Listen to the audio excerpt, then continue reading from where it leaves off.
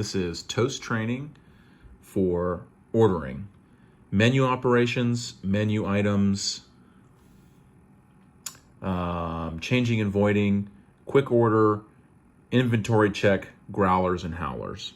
So this is not that any of my other trainings have been short. This might be a little bit of a longer one, but I think it's just covering a lot more information. At the same time, I believe that we will breeze through it. So we are going to move through. We're going to set this up correctly. We have 2 people done. They are going to give me a tab here. Oop, that didn't work. Sorry, guys. Jeez Louise. Hold on. Okay, got it that time. Sorry. So it is pre-authorized and we are ready to use the menu. I have tried to make this frankly, in my mind, as organized, as logical as possible. Any of these names can change. We can break these out further, but I'm trying not to show you too much at one time. These are the overall groups up here. You can't actually buy any of those, nor can you buy any of these down here. There has to be a further selection, basically. And this is just the way Toast works, and I can show that to you in a different training separately, but I've tried to break things down so that it's very quick and easy to know where you're going and how you do it. So this first section is just in general like menu operation. The blue box is selected around speed bar right now. That means you are looking at speed bar items.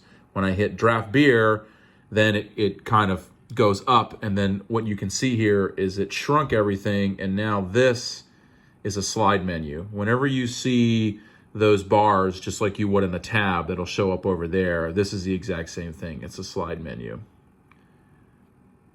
So I think if you just click this, it jumps you back to the screen. Sometimes I find myself when I jump into draft beer and then somebody wants a water, I'm like, what do I do? So the quick and easy way to do it is just to hit speed bar and go back and then go to water type thing. Draft beer, you have all these items. A little frustrating that Toast doesn't tell you that there's all these other items over here. Ultimately, with draft beer, it's going to get to a spot where we're going to have too many to show, and that's kind of a bummer. But you kind of have to know that there's more items sitting there. That's just a part of training to know that if they're looking for something, you have to split them, or frankly, I can take them out. But or I can move stuff out, like I can move cider and half pours and stuff like that somewhere else. Regardless, we're going to get to a point where there are too many beers and you're going to have to swipe, okay? So the draft beer, this was always done and chosen to give you the proper pint pour, what I am calling the pint pour of the beer.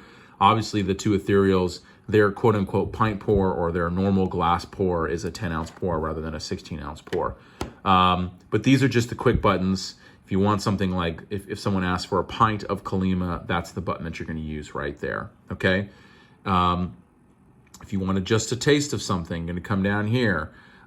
These are in order, so when you make the flight of just the taste or when they get printed out, they should be in the order of taste, and they are not, actually, which is a little frustrating. I thought I had fixed that. So what I'm going to do, nope, cancel that. I am going to quick edit this, which is not the thing I wanted to show you, but it's important. It's a quick lesson in quick edit. So now, no matter which way you put these in, they are going to reorder themselves correctly. Do you see that up there? I did them in random order, but it put them in order of taste, okay? And then frankly, when you've chosen all the ones you want, you would just hit done. You slide over, you have half pour, you have the semi-dry and the swizzle. These have numbers on them because we only have a select quantity of those in the fridge. I will show you how to update that in a different in a different training. And then the half pour brings you to another menu, and it gives you what would be half pour of all the beers that we have on tap. Obviously, if a full pour is 16 ounces, it's an 8-ounce half pour. If it's a 10-ounce pour, then it's a 5-ounce half pour. You typically try to pour those. In the glass that they come in, basically, and I will create new lines on each glass so that people generally know where that half pour is. We're definitely over pouring right now, and it's nobody's fault. It's just that's the issue with the half pour is, I mean, if you're smart and you're a customer, you can actually get a lot more beer that way. Charge a penny is a lot for our investors and for people who end up getting comped. You can literally charge them a penny and then they can put it on their card, but it allows them to do a tip. That probably needs to be moved, and I'll come to you guys and figure out if you want this to look different, and then at that point I would redo the training, but for now, that's where the charge a penny is. Wine, we are now offering wine. They are traditionally all a 5-ounce pour. I hate how these look right here.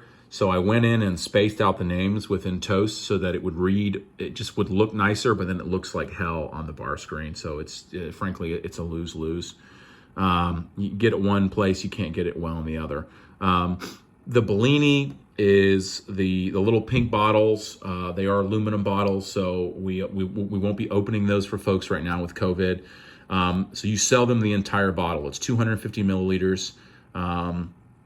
And you give them a wine glass, which we now have, and they pour it themselves. For all the other wines, you have the Brut Rosé, you have the Sauvignon Blanc, you have the Chardonnay, you have the red blend, you have the Montepulciano di Abruzzo, and you have the Pinot Noir. Those all get poured to a 5-ounce. Now, we know where that marker is on the Tekus, but with the wine glasses, we don't know where that is right now. I will do that tomorrow and get one of those set up so folks know where that 5-ounce pour is on the wine glass.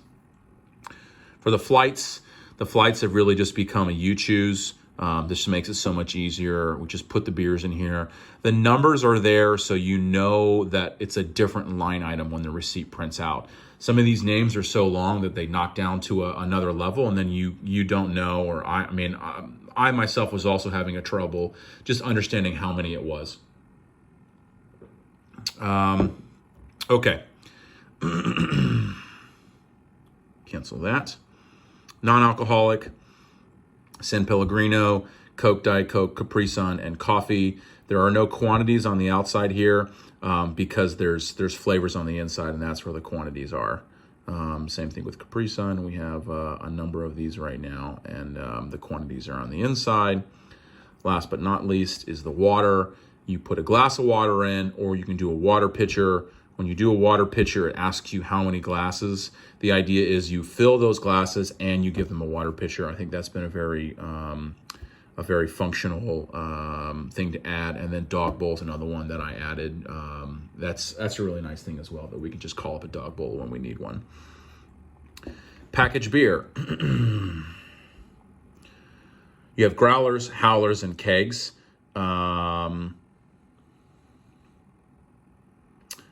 Buy a growler and has a growler.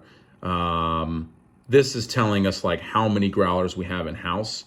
Downstairs growler is interesting. I don't know what that one is supposed to be. I think I do actually know what that's supposed to be, but it's supposed to have a quantity so that we know how many are down there. It should also not really show up there. So yeah, act like that's not there. The buy growlers, I'm pretty sure we have more than 6 right now, but if someone wants to buy a growler, the way this sets up basically is it charges them $6 and then you choose your beer.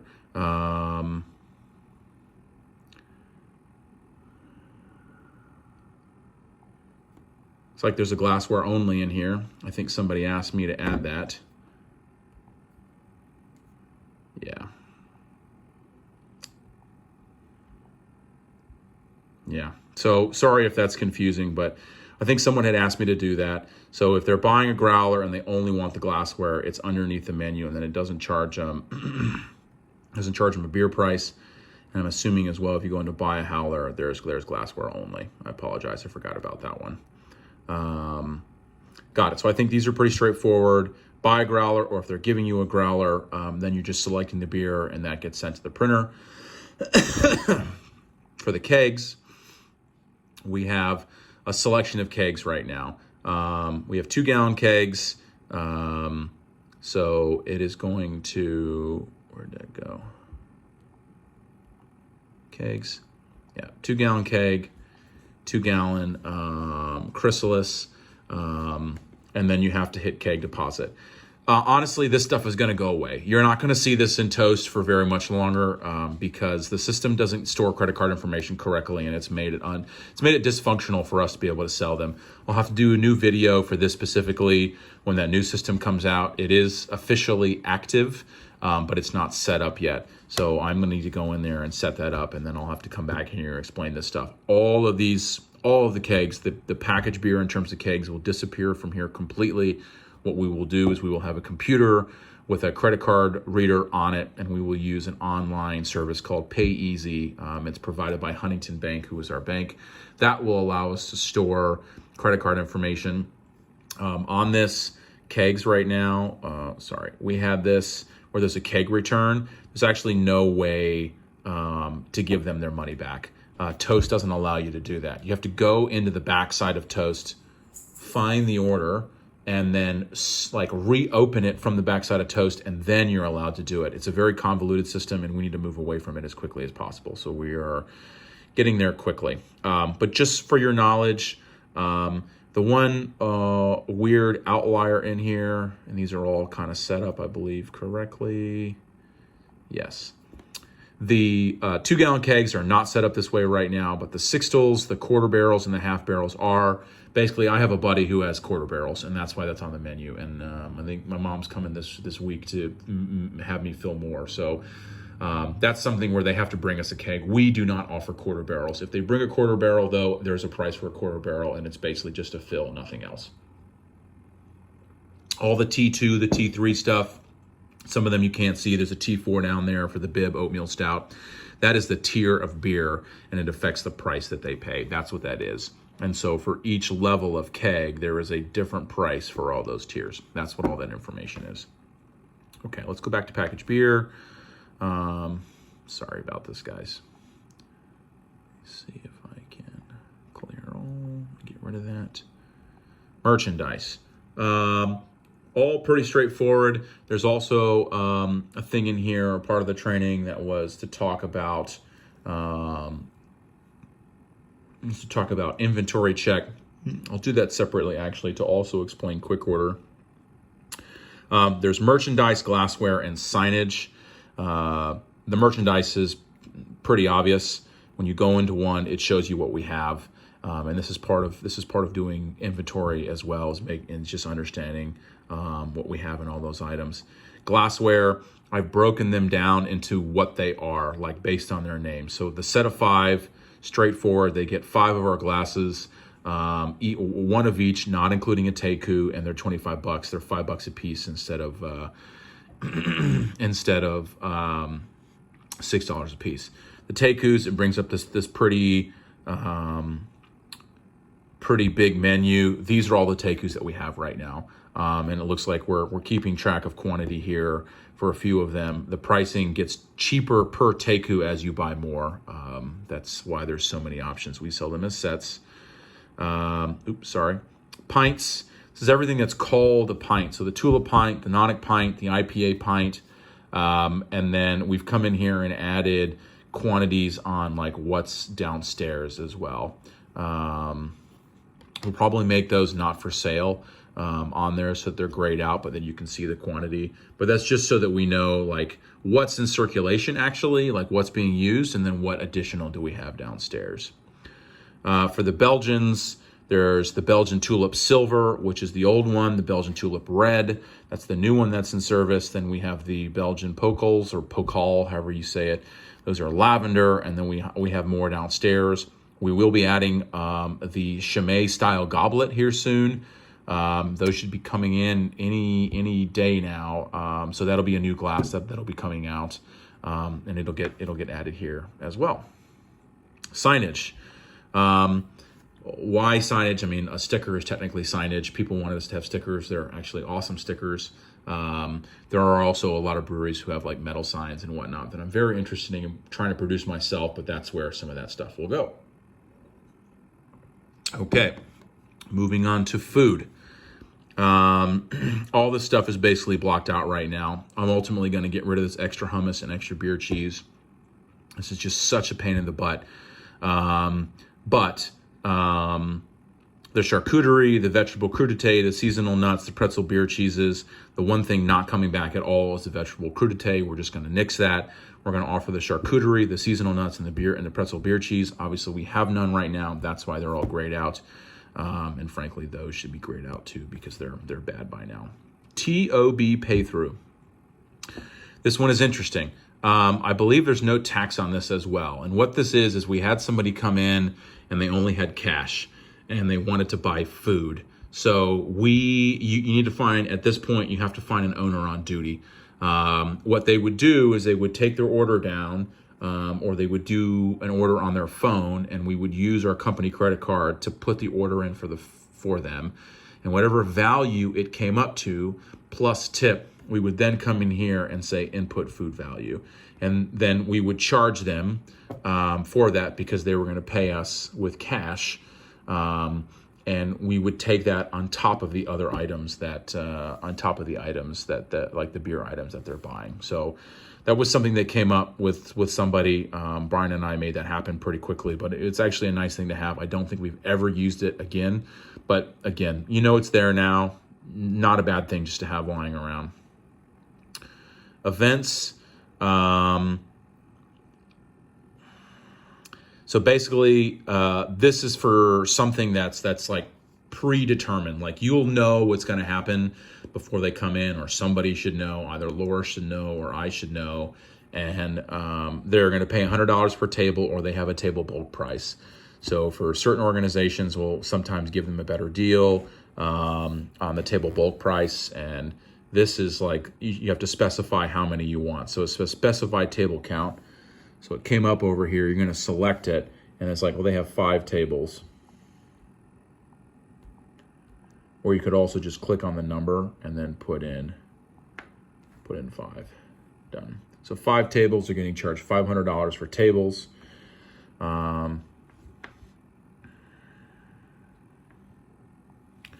Done.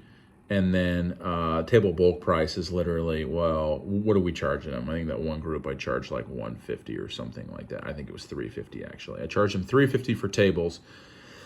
And then for beer package, $50 for $250, $100 for $500, $200 for $1,000, or you can specify quantity. And it says again, you have to specify the quantity. It's 5. And I think he wanted, I don't remember what he wanted. Like 25 or something like that. I don't know. So they got charged, whatever, $125 for beers. But that's another way to do the events. What you would do after that number, that 25 number, that's how many tickets they would get. And you would basically keep taking beers until their tickets run out. And when their tickets run out, you have to tell them to start opening tabs because their tickets are done. If they want to buy another beer package, they can do it. And what's the purpose of it? The purpose of it is basically guaranteed money. Like they don't get their refund. If they buy a 50 for $250 and they only have one more beer, that's on them. So not a smart decision on their part, but that's the purpose of it. Gift cards. Sell a card, add value, balance inquiry. When I first gave you guys your gift cards, I did add value to a new gift card. That's the wrong way of doing it. The gift card has to be activated. The way you activate it is sell a card. For your cards now, if I wanted to add value to them, which I actually do it on the back end, I don't do it here. But you could, if you wanted to add value to a card that was active, you would hit this button and then put the number in and then swipe it. If you're not sure whether it's active or not, or if you've sold a gift card and you want to make sure it's active, you do a balance inquiry.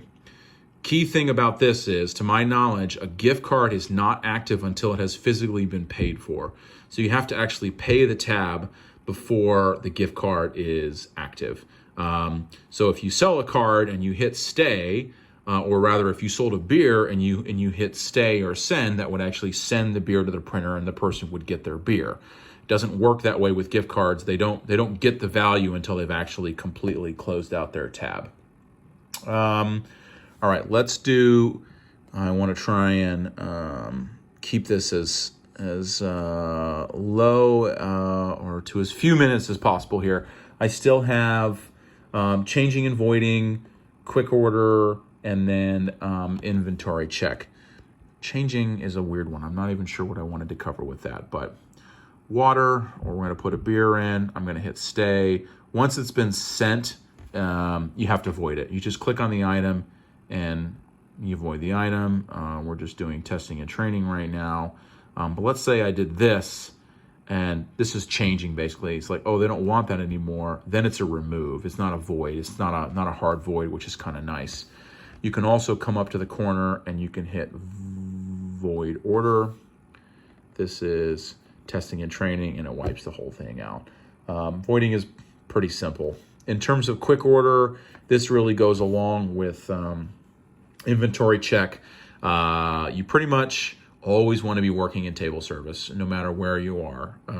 There's really right now there's no reason for that. When they're standing room only in COVIZ order, that's going to become different, right? If they really don't have a place to sit, that's going to change. But right now, everybody has to be seated, so we should only be using table service. But if somebody just randomly asks you what you have in merchandise, you can do quick order, go to merchandise, and then obviously where we already were, you can check what's available. Looks like we need to put a quantity on that. But that's just something very simple that I wanted to mention to you. I know that was a lot of information, and quite frankly, there were a few items that were a bit screwy, and I apologize for that. I should have gone through that before I started, and it was just some of this weird growler stuff. But Speed Bar is where all of your in-house drinks are. Okay, packaged beer is everything that is to go. In addition, if the person is buying a growler or a howler, there's a glassware only button right there. All right. Merchandise is all the other stuff that we sell, obviously, other than the growler and the howler. We can talk about it. I kind of feel like the growler and the howler, and frankly, need to go there instead of within the growler or the howler. But that's maybe just me. We can talk about that, and I can always remake this if we have to. Food, straightforward. There's the bites. If it's showing as available, you can sell it. The TOB pay through, again, is if somebody doesn't have a credit card or doesn't want to use a credit card to pay Taste of Belgium, you can take their cash for that payment. And this is actually, I'm happy I'm bringing this up again. Take their money at that time, okay? If they create a separate tab under their table, do a TOB pay through, take their money and close that out completely. Don't let that linger. Don't let them run up a tab for Taste of Belgium and our beer and then basically find out in the end that they can't pay. I don't know if that would happen, but it just strikes me as that something would be potential that would happen. The events, you have two options. It's the table and the beer package. Both of them have basically it's like a set price that they can pay, or you can do kind of a bulk price if we're giving somebody a discount. Often any of the charitable or nonprofit events, we actually don't charge them for tables, or we charge them kind of a lesser amount. And then last but not least, the gift cards. Remember, if you're giving a new gift card never activated, you have to sell the card. You sell the card, you put the value in, and then it'll ask you to swipe it. Add values to an existing gift card. If you're not sure if it's an existing gift card or a currently active gift card, you can always do balance inquiry, and it's a swipe, and it'll tell you what's on it. Anytime I sell a card after it has been paid for, it's not active and it will not show value until it's been paid for. But after it's been paid for, I like to do a balance inquiry to make sure that I did the job correctly.